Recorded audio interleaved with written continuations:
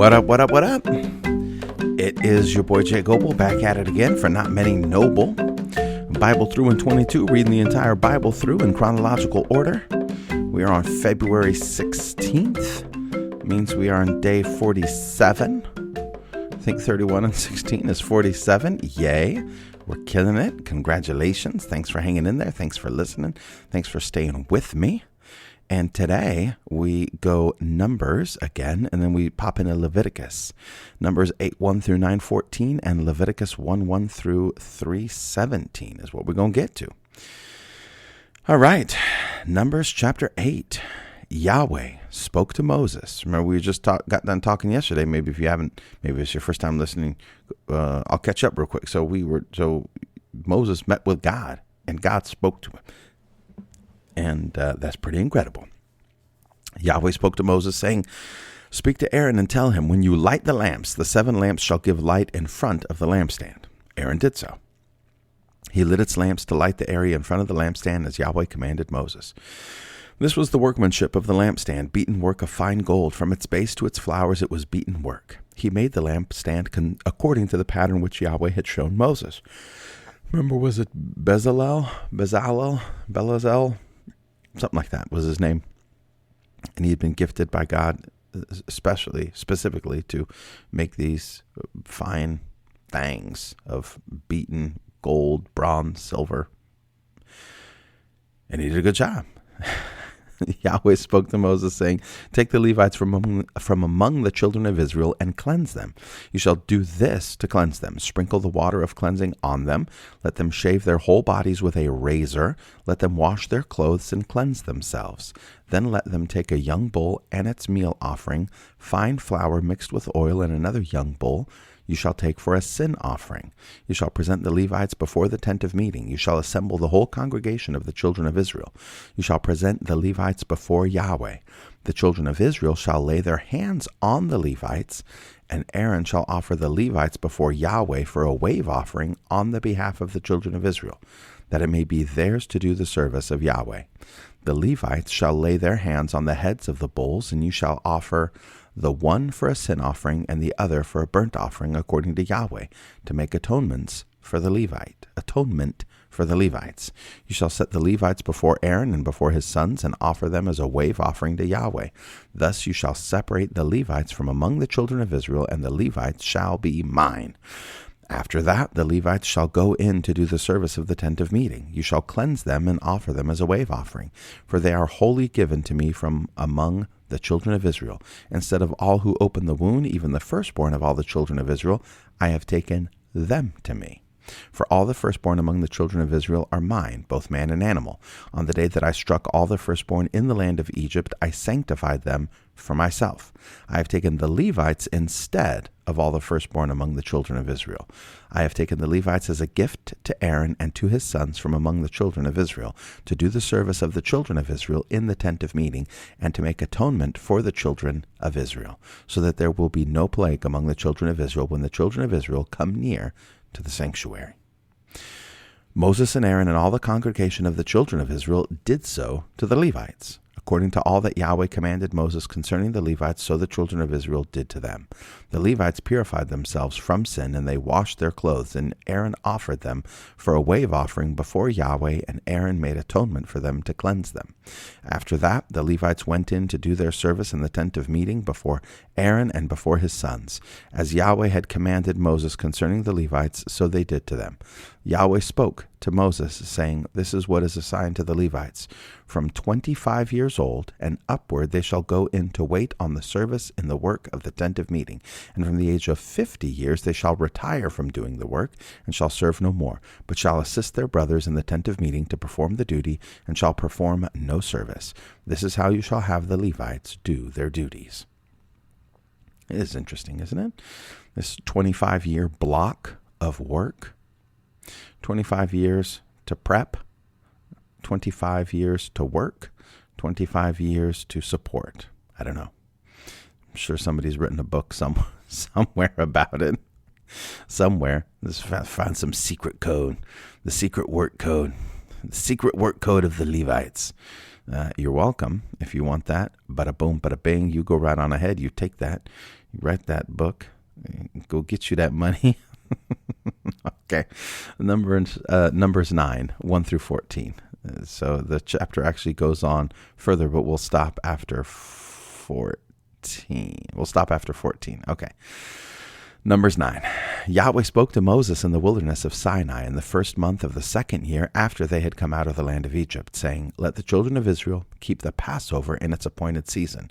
On the 14th day of this month at evening you shall keep it in its appointed season. You shall keep it according to all its statutes and according to all its ordinances. Moses told the children of Israel that they should keep the Passover. They kept the Passover in the first month on the 14th day of the month at evening in the wilderness of Sinai. According to all that Yahweh commanded Moses, so the children of Israel did.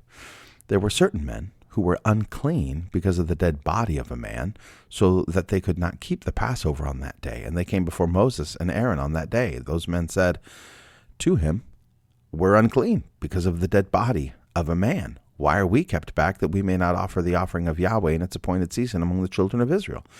Moses answered them, Wait, that I may hear what Yahweh will command concerning you. Yahweh spoke to Moses, saying, Say to the children of Israel, if any man of you or of your generations is unclean by reason of a dead body or is on a journey far away, he shall still keep the Passover to Yahweh. In the second month, on the 14th day at evening, they shall keep it. They shall eat it with unleavened bread and bitter herbs. They shall leave none of it until the morning, nor break a bone of it. According to all the statute of the Passover, they shall keep it. But the man who is clean and is not on a journey and fails to keep the Passover, that soul shall be cut off from his people, because he didn't offer the offering of Yahweh in its appointed season. That man shall bear his sin. That man shall bear his sin. Not something else, not someone else. You don't want to be bearing your own sin. You want Christ to bear your sin for you, the Passover lamb, the Lamb of God.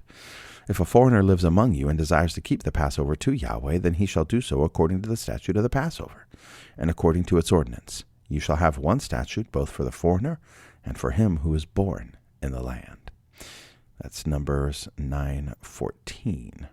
Now we jump into Leviticus, and we're going to read Leviticus 1, 2, and 3.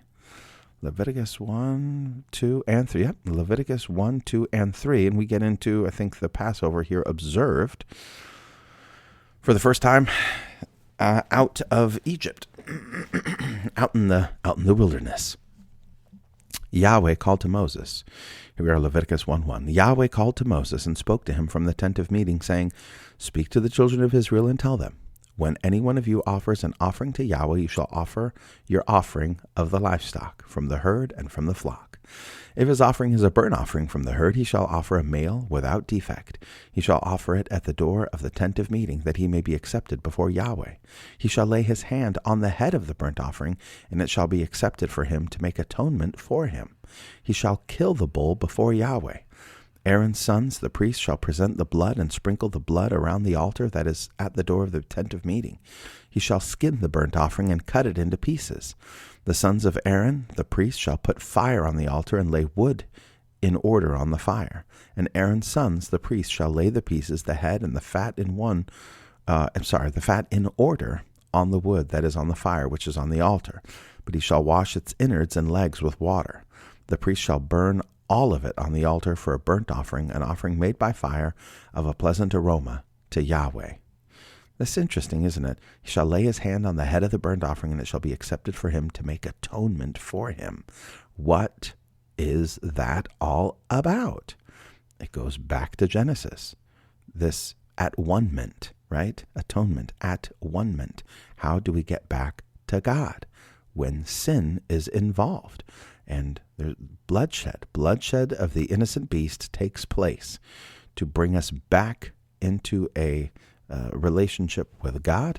And why are we doing that? It serves as a picture of that which is to come. In our case, that which has already happened, and that is the seed of the woman has come and been the sacrifice, the Lamb of God that takes away the sins of the world and brings us back to God, makes us at one with God.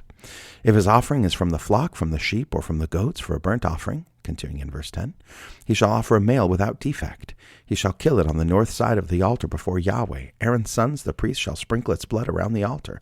He shall cut it into pieces with its head and its fat. The priest shall lay them in order on the wood that is on the fire which is on the altar, but the innards and the legs he shall wash with water. The priest shall offer the whole and burn it on the altar. It is a burnt offering, an offering made by fire, of a pleasant aroma to Yahweh. If his offering to Yahweh is a burnt offering of birds, then he shall offer his offering from turtle doves or of young pigeons. The priest shall bring it to the altar and wring off its head and burn it on the altar, and its blood shall be drained out on the side of the altar. He shall take away its crop and its feathers and cast it beside the altar on the east part in the place of the ashes. He shall tear it by its wings, but shall not divide it apart. The priest shall burn it on the altar, on the wood that is on the fire. It is a burnt offering, an offering made by fire, of a pleasant aroma to Yahweh. Leviticus 2, verse 1. When anyone offers an offering of a meal offering to Yahweh, his offering shall be of fine flour. He shall pour oil on it and put frankincense on it. He shall bring it to Aaron's sons, the priests. He shall take his handful of its fine flour and of its oil with its frankincense, and the priest shall burn its memorial on the altar, an offering made by fire of a pleasant aroma to Yahweh. That which is left of the meal offering shall be Aaron's and his sons. It is a most holy part of the offerings of Yahweh made by fire. When you offer an offering of a meal offering baked in the oven, it shall be unleavened cakes of fine flour mixed with oil, or unleavened wafers anointed with oil. If your offering is a meal offering made on a griddle, it shall be of unleavened fine flour mixed with oil. You shall cut it in pieces and pour oil on it. It is a meal offering. If your offering is a meal offering of the pan, it shall be made of fine flour with oil. You shall bring the meal offering that is made of these things to Yahweh. It shall be presented to the priest, and he shall bring it to the altar. The priest shall take from the meal offering its memorial and burn it on the altar, an offering made by fire of a pleasant aroma to Yahweh. That which is left of the meal offering shall be Aaron's and his sons. It is a most holy part of the offerings of Yahweh made by fire. No meal offering which you shall offer to Yahweh shall be made with yeast, for you shall burn no yeast, nor any honey, as an offering made by fire to Yahweh. As an offering of first fruits you shall offer them to Yahweh, but they shall not rise up as a pleasant aroma on the altar. Every offering of your meal offering you shall season with salt. You shall not allow the salt of the covenant of your God to be lacking from your meal offering. With all your offerings you shall offer salt. If you offer a meal offering of your first fruits to Yahweh, you shall offer for the meal offering of your first fruits fresh heads of grain parched with fire and crushed.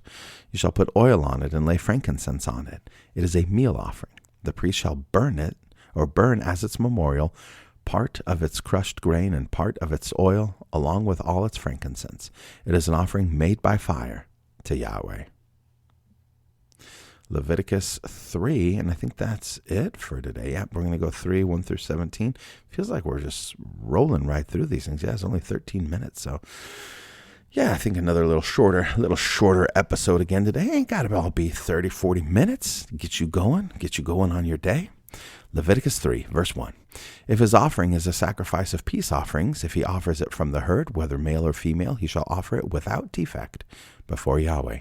He shall lay his hand on the head of his offering and kill it at the door of the tent of meeting. Aaron's sons, his priests, shall sprinkle the blood around on the altar. He shall offer of the sacrifice of peace offerings an offering made by fire to Yahweh. The fat that covers the innards and all the fat that is on the innards and the 2 kidneys and the fat that is on them, which is by the loins, and the cover on the liver with the kidneys shall take away. Aaron's sons shall burn it on the altar on the burnt offering, which is on the wood that is on the fire. It is an offering made by fire of a pleasant aroma to Yahweh. If his offering for a sacrifice of peace offerings to Yahweh is from the flock, either male or female, he shall offer it without defect. If he offers a lamb for his offering, then he shall offer it before Yahweh, and he shall lay his hand on the head of his offering and kill it before the tent of meeting. Aaron's sons shall sprinkle its blood around the altar. He shall offer from the sacrifice of peace offerings an offering made by fire to Yahweh, its fat, its entire tail fat. He shall take away close to the backbone, and the fat that covers the entrails, and all the fat that is on the entrails, and the 2 kidneys, and the fat that is on them, which is by the loins, and the cover of the liver with the kidneys he shall take away. The priest shall burn it on the altar. It is the food of the offering made by fire to Yahweh. If his offering is a goat, then he shall offer it before Yahweh. He shall lay his hand on its head and kill it before the tent of meeting. And the sons of Aaron shall sprinkle its blood around on the altar. He shall offer from it as his offering, an offering made by fire to Yahweh. The fat that covers the innards and all the fat that is on the innards, and the 2 kidneys and the fat that is on them, which is by the loins, and the cover on the liver with the kidneys he shall take away.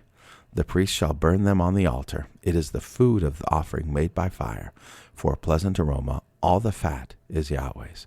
It shall be a perpetual statute throughout your generations in all your dwellings, that you shall eat neither fat nor blood.